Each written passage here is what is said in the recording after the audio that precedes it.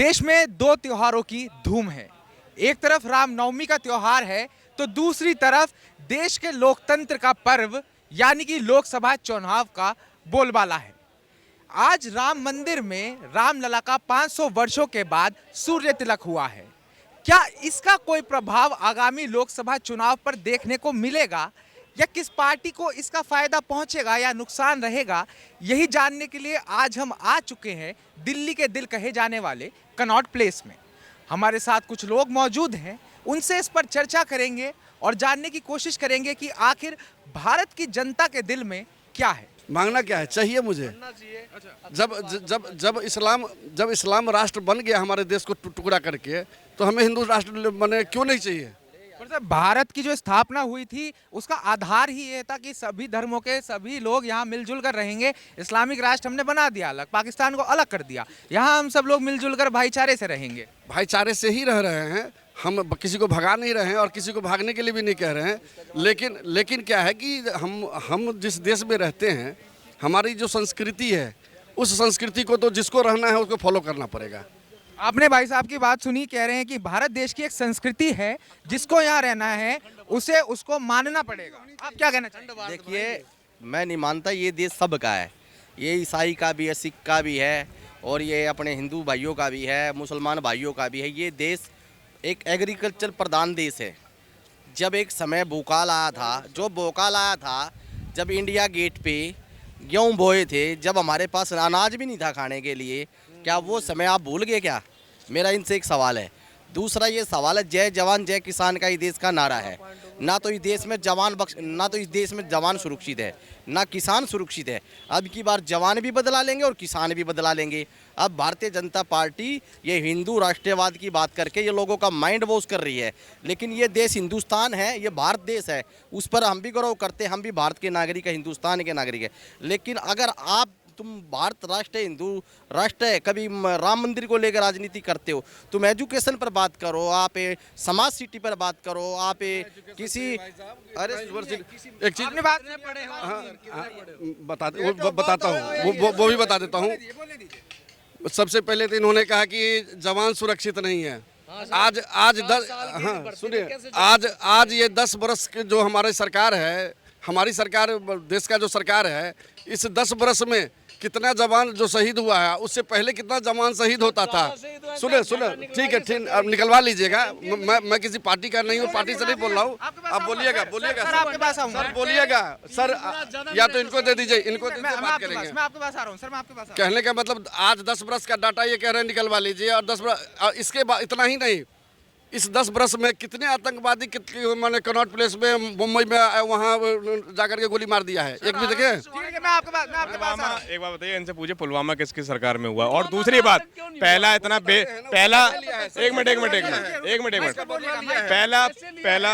पहला प्रधानमंत्री, अरे सुनो अरे एक मिनट, पहला प्रधानमंत्री देखा है, इतना घटिया प्रधानमंत्री जो शहीद वीरों के नाम पे वोट मांगता है। इससे पहले कई प्रधानमंत्री और भी रहे हैं, उन्होंने किसी ने शहीद वीरों के नाम पे वोट मांगा? 2019 में मोदी जी ने मांगा है। आज़ादी के नाम पे 70 साल से राज किया है, हमने कुर्बान दिया है, उस पर 70 वर्ष राज किया है कि नहीं? क्या इंदिरा गांधी से स्ट्रॉन्ग आज तक कोई प्राइम मिनिस्टर ही नहीं हुआ।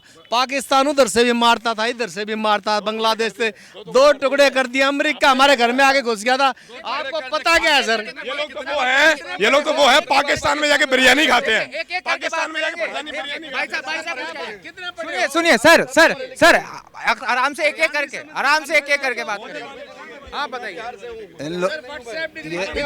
सुनो, ये बोल रहे हैं, देखिए पक्ष को देखिए, पक्ष सुनिए आप बात सुनिए। पक्ष को देखिए, यहाँ एक हेल्दी डिस्कशन हो रहा है। सुनिए आप मेरी बात सुनिए, नहीं सर, ऐसे नहीं चलेगा। नहीं ऐसे नहीं चलेगा। देखो, एक मैं बता रहा हूँ, इन लोग को पता नहीं है और इनके ना परिवार से कोई आर्मी में होगा भी नहीं है। ये बोले ना, ये बोल, सुनो, ये बोल रहे हैं, ये बोल रहे हैं। नहीं देखिए, ऐसे बात नहीं हो पाएगी। अरे भाई, सुन, अरे जब एक करके बात होगी, ऐसे बात नहीं हो पाएगी। आपकी बारी आएगी बोल देना। मैं बोल रहा सुन लो सर बात नहीं हो पाएगी प्रचार देखिए भाई साहब पहले पता सुनो पहले पता सुनो पहले सब बोलेंगे आप सब बोलेंगे चलो बोलो आज सबसे बताइए, आप ही पूछिए, आप बोलिए। आप अपनी बात रखिए सबसे पहले तो हमारा देश धर्म के नाम पे बना ही नहीं था। पहली बात तो सुन लो, सारे सुन लो भाई, वो द पीपल ऑफ इंडिया था, ठीक है, उसमें सभी थे। और मुसलमानों को चाहना होता मुसलमान भी जा सकते थे पाकिस्तान में, ठीक है, जिसको हिंदू को जाना जा सकते थे, लेकिन ये धर्मनिरपेक्ष देश था, आज भी है। तो एक बात बताइए भाई साहब, या किसानों को मार रहे हो, पीट रहे हो, 4 साल की हर साल 700 से 800 भाई कितने 700 से 900 भर्तियाँ होती थी हमारी फौजियों की। आज 4 साल हो गए, एक भी भर्ती नहीं है कोरोना के बाद से। बता दो कितनी भर्ती। मैं आपके पास आऊंगा अभी पूरी सुनिए। एक बात बताओ, अखंड भारत कहाँ से बनाएंगे ये? कोई 4 मुसलमान पाकिस्तान भेजे होते, इनसे पूछ लो आरएसएस वालों से। ठीक है आप रुकिए मैं आपके पास आऊंगा बात पहले पता होता क्या था, जो कश्मीर में थे हमारे सैनिक, अगर वहाँ से गोली आती थी ना, यहाँ से दिल्ली से पता है क्या ऑर्डर जाता, ए रुकना अभी नहीं चलाना जब तक हम नहीं बोले, ठीक है सुन। अरे यार तुम्हें ज्ञान तो होता नहीं है, बस यही बात है, तुम्हें ज्ञान नहीं है। इनको सब पता है। और धर्म की राजनीति पे इंदिरा ने देश को बंटवाया, तुमने कैसी बातें कर रहे हो? तुम्हें पता नहीं है। भाई साहब ये डिग्री वाले विद्वान हैं, ये डिग्री वाले विद्वान हैं। मोदी वो आदमी है, ये वहाँ पे सर्जिकल स्ट्राइक करके अंदर जाके घुस के मार के, इन लोग को वो चीज दिखेगा नहीं है। अब रुको भाई ये बोल रहे हैं सर्जिकल स्ट्राइक हुई पाकिस्तान पे, वहां जाके मारा, क्या सही थी या गलत है? एक बात बताइए, सत्यपाल मलिक जहाँ के वो गवर्नर थे, उनका बयान है, जो पुलवामा हमले से पहले जो गतिविधियां हो रही थी, गलत गतिविधियां हो रही थी, उन्होंने बाकायदा अमित शाह को चिट्ठी लिखी थी कि यहाँ गतिविधियां हो रही है, यहाँ पे देखा एक तो आपस में एक दूसरे से ना भिड़े, सब भाई है, आराम से माइक पर बोल रहे हैं, इस तरीके से शो नहीं चलेगा। भाई साहब देखो, इनकी यही बदतमीजी से देश का बंटवारा हुआ था, यही बदतमीजी से हमारे हिंदू मुस्लिम हुई थी। मेरी बात सुनिए, मैं देश की सेवा आजीवन करना चाहता हूँ, मैं 4 साल सेवा क्यों करूंगा, आप बताइए मुझे। सुनो अग्निवीर की कहानी बताओ भाई साहब, उस पे पता क्या, उस पे रखा जो गया है, अगर आप काबिलियत होंगे आप आर्मी में रहोगे, अगर आप काबिलियत नहीं होंगे तो आपको निकाला नहीं जाएगा, आपको 20 लाख रुपए दी जाएगी ताकि आप कोई बेरोजगार कर सको। इसमें क्या बुरा है बताना भाई?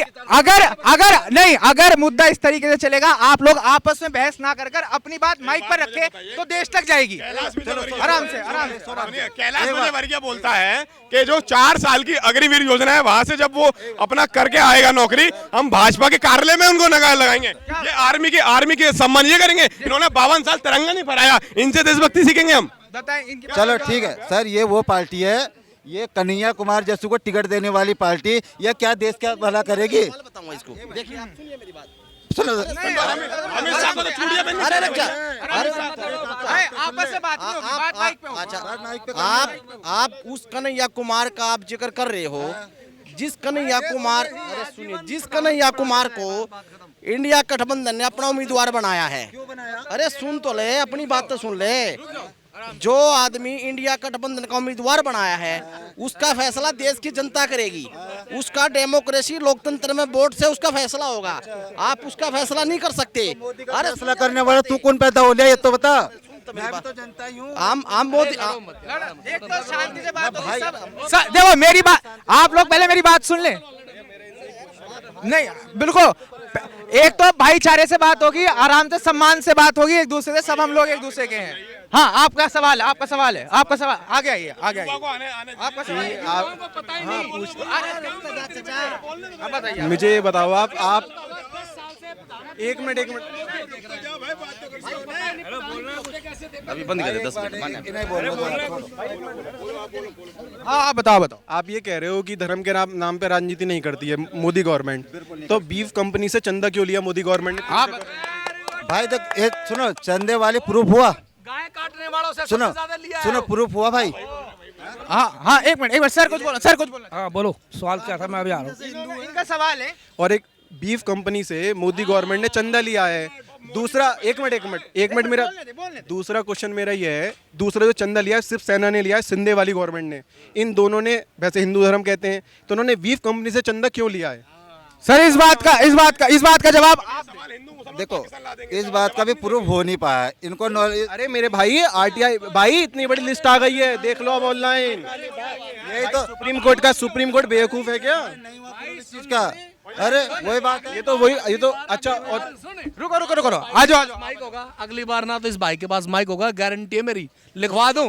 A4 पेपर लिया, इसके बाद माइक भी नहीं होगा। और छोड़, नहीं माइक तो हमेशा रहेगा। रुको एक चुने हुए मुख्यमंत्री को उन्होंने जेल में डाल दिया कन्विक्टेड के ब्याह पे। वो उसी से भाजपा ने पहले बोला शराब माफिया मिल गया, शरद चंद्र रेड्डी 55 करोड़ रुपए भाजपा ने चंदा लिया है।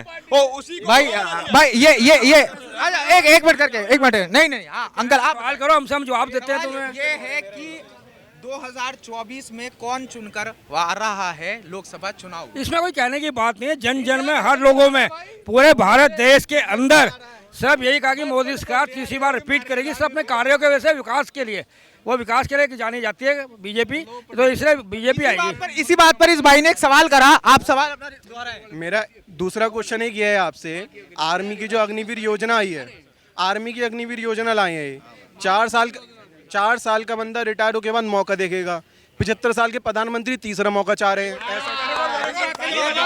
देखिए, अरे एक मिनट सुनो, मैं ये कहना चाहता हूँ युवा वर्ग को, तुम खाली बैठने से अच्छा भीख मांग रहे हो, जो उससे अच्छा अपने एक मिनट सुनो हेलो सुन ले, आप देख सुनो, हाथ नहीं, मैं ये कह रहा हूँ, आप जब कहते हो बेरोजगार हैं, और जो युवा यहाँ के नहीं, गांव के युवा, जो खेतों के युवा जो काम करते हैं, वो भर्ती हो रहे नहीं हो रहे, उसमें भर्ती होने के बाद जब उनको इकट्ठा पैसा मिल रहा है, तो उनको तो रिटायर होने के बाद भी इतना पैसा नहीं लोगों को मिलता था पहले, तो अब उनको इतना पैसा मिल रहा है तो व्यवसाय कर सकते हैं।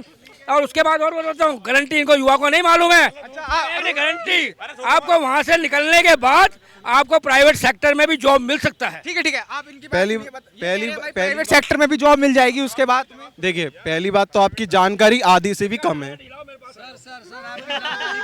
पहली बात तो आपकी जानकारी आधी से भी कम है, सुन लीजिए, भाई को बोलने दे। आपकी जानकारी आधे से आधा, देखिए एक तो बिल्कुल कम है। पहली बात, उन्हें शहीद का दर्जा क्यों नहीं दिया जा रहा है अग्निवीर योजना वालों को, इस बात का आंसर करिए आप। इस बात का जवाब दें।